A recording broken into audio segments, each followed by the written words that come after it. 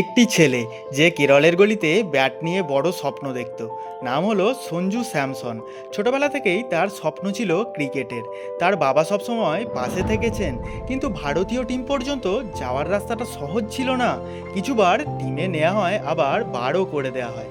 মানুষ বলে, সমালোচনা করে যে সে সুযোগকে কাজে লাগাতে পারে না, কিন্তু ছেলেটি কখনো হার মানতে শেখেনি। তারপর আসে ভারত বনাম ওয়েস্ট ইন্ডিজের ম্যাচ। গোটা দেশ দেখছে, এটাই সেই সুযোগ যেটার জন্য সে অপেক্ষা করেছিল। ওই দিন সঞ্জু স্যামসন ব্যাট দিয়ে জবাব দেয়। সে একটি ঐতিহাসিক 97 রানের ইনিংস খেলে। প্রত্যেকটি চার ছক্কা তার আত্মবিশ্বাসের যেন কাহিনী বলছিল। ওই 97 রান শুধু একটা স্কোর ছিল না, ওটা ছিল রাতের অন্ধকারে অশ্রু ঝরানো সংঘর্ষের ইনাম, ভরসার জয় আর স্বপ্নকে ছোঁয়া। আজ ওই ছেলেটি কোটি কোটি মানুষের ভরসা। আর এই কাহিনী আমাদের শেখায়, সত্যিকারের পরিশ্রম করলে সুযোগ অবশ্যই মেলে। আর সুযোগ মিললে গোটা দুনিয়াকে দেখিয়ে দাও তুমি কে।